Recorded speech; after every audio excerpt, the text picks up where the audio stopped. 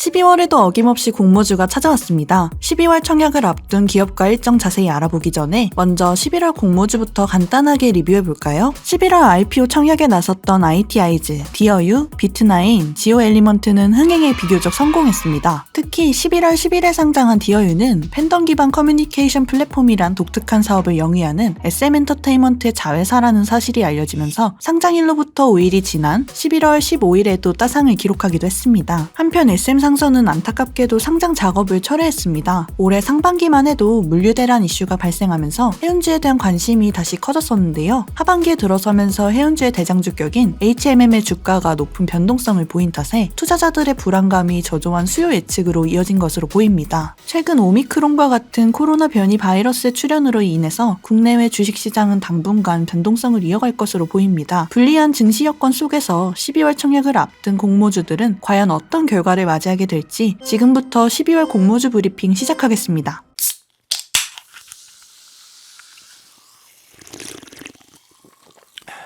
먼저 전체 청약 일정부터 간략하게 살펴보겠습니다. 12월에 가장 먼저 공모주 청약을 진행하는 기업은 툴젠입니다. 툴젠은 12월 2일에서 12월 3일 양일간에 걸쳐서 청약을 진행합니다. KTB 네트워크와 레몽레이는 각각 12월 6일에서 7일, 12월 7일에서 8일에 공모주 청약을 받습니다. 두 기업의 공모주 청약 일정이 겹치기 때문에 두 기업 모두에 관심이 있으신 분들은 해당 일정은 물론 공모주 청약 증권사 계좌 개설에 더 꼼꼼하게 신경 쓰셔야 하겠습니다. 그리고 일주일이 지난 후 오토엔이 12월 14일에서 15일에 걸쳐 청약을 받습니다. 지난 11월 SM상선이 잦은 상장 철회에 나섰듯이 전체 일정은 물론 최종 상장 여부 역시 수요 예측이나 기타 상황에 따라 다소 변경될 수도 있습니다.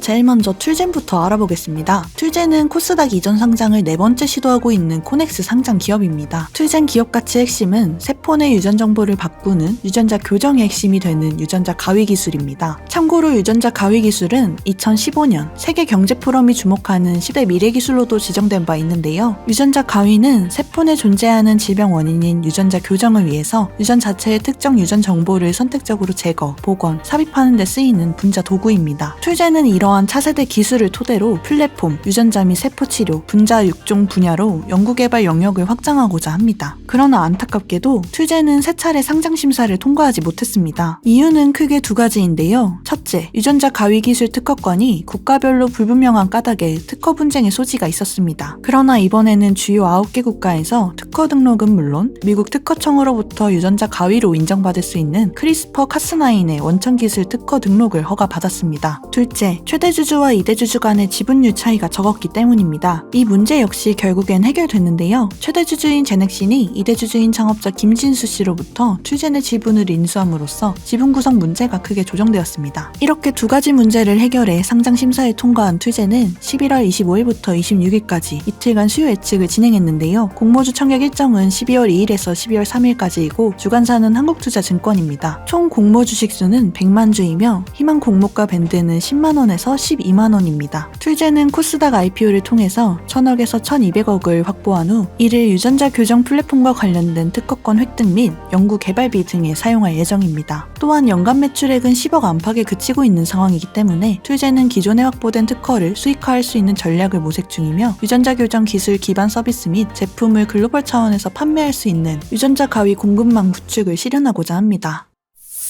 KTB 네트워크는 국내 1세대 벤처캐피탈로서 10년 이상의 숙련된 VC 심사력을 확보한 점이 가장 큰 경쟁력입니다. 국내외 증시에 300건이 넘는 IPO 실적을 보유하고 있으며 운용자산 규모도 약 1.12조 원에 달합니다. 현재 15개의 벤처 투자 조합을 운영하고 있으며 이를 토대로 펀드 조성, 투자 및 관리, 투자 회수 등의 사업을 지속 중입니다. KTB 네트워크는 2020년 669.7억 원의 영업수익을 기록했는데요. 이는 전년 대비 129.2%가량 증가한 수치 입니다. 영업수익 호조세가 이어지면서 KTB 네트워크는 지난해 VC 업체 중에서 가장 많은 357억 원의 순이익을 기록했습니다. 특히 2021년에는 IPO 시장이 호황 국면을 맞이하면서 KTB 네트워크의 2021년 3분기 누적 기준 영업수익과 단기 순이익 역시 각각 1,043억 원과 630억 원을 기록해 2020년의 실적을 훌쩍 뛰어넘은 상황입니다. KTB 네트워크의 청약일은 12월 6일에서 7일이며 희망 공모가는 5,800원에서 7,200원입니다. 있습니다. 일반 청약자 배정 물량은 500만 주에서 600만 주에 달합니다. 공모가 상단 기준 시가총액은 7천억 수준일 것으로 추정되며 상장 이후 주가 흐름에 따라서 VC 업체 중 가장 높은 시가총액을 기록할 가능성도 있어 보입니다. 한국투자증권이 상장 주관사를 맡았으며 NH투자증권, 삼성증권, 유진투자증권, 하이투자증권, KB증권 등이 인수단에 참여하였습니다. 각 증권사별로 배정된 공모 물량은 증권사마다 상이하니 화면에 나오는 표를 참고하시면 되겠습니다.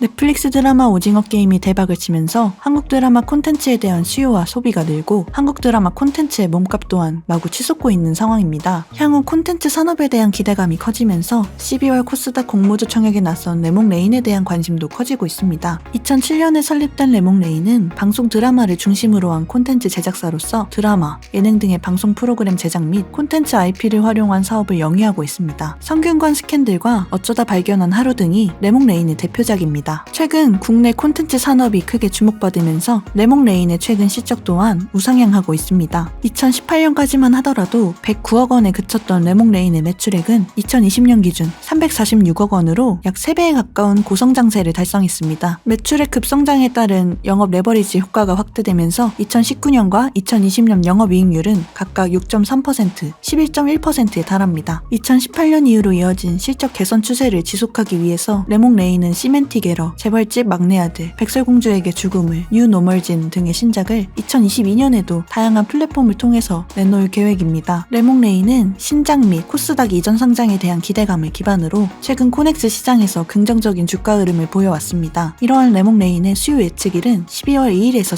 3일까지이며 청약일은 12월 7일에서 8일입니다. 희망 공모가 밴드는 11,500원에서 13,000원이며 상장 주관사는 IBK 투자증권입니다. 총 공모 주식 수는 120만 주이며 일반 청약자 배정 주식 수는 30만 주입니다. 이번 상장을 통해서 향후 우수한 신인 작가 발굴 및 육성, PD 등의 연출진 확보 등을 통해 브랜드 가치 강화에 나설 계획입니다. 마지막으로 오토엔에 대해 알아보겠습니다. 오토엔은 자동차 생활의 모든 것이라는 모토를 가지고 있는 자동차 생활 플랫폼 기업입니다. 오토엔은 지난 2008년 현대차 그룹의 사내벤처로 시작한 이후 2012년 스핀오프했습니다. 오토엔은 커머스 플랫폼 사업과 판매 및 브랜딩 사업을 영위하고 있습니다. 2019년까지 적자를 면치 못하다가 2020년 기준 매출액과 영업이익이 494억 원, 47억 원을 기록함으로써 이익 턴어라운드에 성공하였습니다. 오토엔의 2021년 3분기 누적 기준 매출액과 영업이익은 367억 원과 20억 원을 기록했습니다. 오토엔의 2021년 매출액은 2020년과 유사한 수준으로 전망되나 수익성은 다소 악화될 것으로 전망됩니다. 자동차 전문 플랫폼 기업을 모토로 설립된 오토엔은 오프라인 네트워크 1만여 개를 구축했으며 현대자동차의 아이오닉5 등 전기차 관련 제품도 공급하고 있습니다. 오토엔의 수요 예측일은 12월 8일에서 9일이며 일반 공모주 청약일은 12월 14일에서 15일입니다. 희망 공모가는 4,200원에서 4,800원입니다. 상장 주관사는 미래에셋증권과 현대차증권이며 총 공모 주식수는 287만 7,579주입니다. 이 중 일반 공모 주식수는 71만 9,395주에서 86만 3,274주입니다. 지금까지 12월에 상장을 앞둔 4개 기업에 대해 살펴봤는데요. 청약 주관사별로 다시 한번 정리해보겠습니다. 툴제는 한국투자증권, KTB네트워크는 한국투자증권, NH투자증권, 삼성증권, 유진투자증권, 하이투자증권, KB증권, 레몽레인은 IBK투자증권, 오토엔은 미래에셋증권 및 현대차증권입니다. 총 9개 증권사가 4개 기업의 상장 주관을 맡았으며 이 중 가장 많은 공모주 청약을 진행하는 증권사는 한국투자증권입니다. 이번 달 공모주 전망을 간단하게 말씀드리면 12월은 쉬어가는 비수기라고 해도 과언이 아닙니다. 다른 달에 비해 공모주 가뭄이라는 기사가 뜰 정도로 매력적인 IPO가 적은 것이 사실입니다. 게다가 증시 상황 역시 오미크론과 같은 변이 바이러스의 출현으로 인해 뒤숭숭한 상황입니다. 상장의 관전 포인트는 툴젠과 KTB 네트워크에 있는데요. 그간 지독한 주가 하락을 경험해온 제약 및 바이오테크 기업에 대한 관심이 다시 짚혀질 수 있는 구간인 만큼 툴젠과 같은 바이오 관련주가 주식시장에 무사히 연착륙할 수 있는지 여부를 살펴봐야 하겠습니다. 또한 KTB 네트워크는 VC 업계에서 워낙 평판과 풍부한 운용자산을 갖고 있기 때문에 VC 관련주의 대장주로 부상할 수 있습니다. 한 가지 부담 요인은 2021년 실적이 너무 좋아서 2022년 IPO 시장이 얼어붙거나 실적 기고 효과가 뚜렷할 수도 있다는 점입니다. 의외의 다크호스는 레몽레인입니다. 코넥스 시장에서의 주가 흐름도 좋았고 넷플릭스 드라마인 오징어 게임 이후 국내 드라마 콘텐츠에 대한 가치가 한층 높아질 것이란 전망이 컨센서스를 이루고 있기 때문입니다. 마지막으로 계좌 개설 팁도 알려드리겠습니다. 있습니다. 여러 증권사의 계좌 개설을 원하시는 분들은 카카오뱅크를 통해 우회 개설할 경우 20영업일 제한 없이 NH투자증권, 한국투자증권, 하나금융투자, KB증권의 계좌를 개설할 수 있습니다. 신한금융투자와 대신증권은 각각 신한솔 앱과 우리은행 앱을 통해 우회 개설할 수 있습니다. 증시 상황이 우적이지 않을 때에는 특히 공모주 배정 양극화가 뚜렷하게 진행됩니다. 인기가 많은 종목은 청약 경쟁이 치열해서 한 주도 배정받지 못하는 경우도 많고, 그렇지 않은 종목은 상장 첫날부터 주가 하락이 극심하게 일어납니다. 아울러 펀더멘탈이 견고하지 않은 공모주들의 실적은 상장 이후 신통치 않은 경우도 많습니다. 그러므로 공모주에 투자하고 싶으신 분들은 기관 수요 예측 결과와 주식시장 상황, 기업 펀더멘탈을 면밀하게 종합적으로 검토한 이후에 신중한 투자 결정을 내리셨으면 좋겠습니다.